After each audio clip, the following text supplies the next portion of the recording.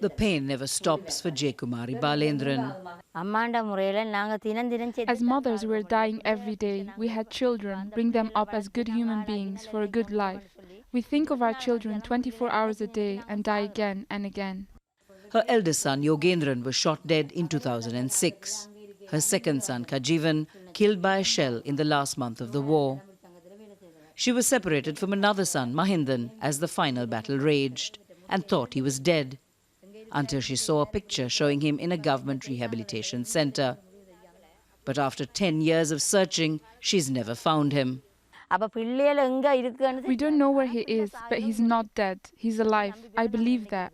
What is my child's situation? The government has to give us an answer. We're asking to give our children back. Let them go, or else give us an answer. What did they do with our children? Say it publicly. After the civil war, government troops battled the Tamil Tigers, who were fighting for a separate homeland following years of discrimination by the majority Sinhalese population. In 2006, then-President Mahinda Rajapaksa backed his brother, the Defence Secretary, to launch an all-out assault on the Tigers. In the final stages, almost 300,000 civilians were trapped in the middle. Many died in the crossfire. Sri Lankan troops were accused of deliberately shelling no-fire zones, a charge they denied. The Tigers used civilians as human shields. After the war, the suffering continues.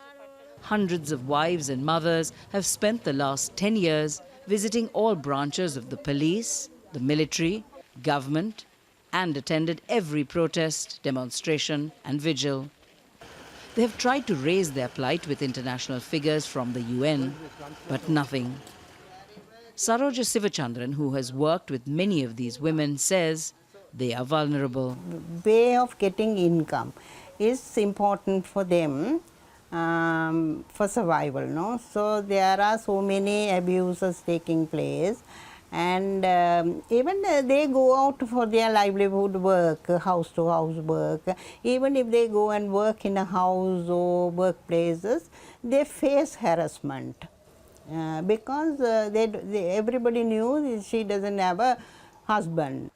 The present government came to power in 2015 promising change. Setting up an office of missing persons has been a key achievement. But an office of reparations and truth and justice mechanisms are still pending. A fact the senior-most government official in the north admits. I think as governor and representing the state at this time, I do not think anyone is fully happy of our achievements. We all would say, yes, we should do more and we could have done more. That admission is of little comfort to JEYAKUMARI and hundreds like her who just want justice. 10 years after the end of the war, there's still a lot of work to be done.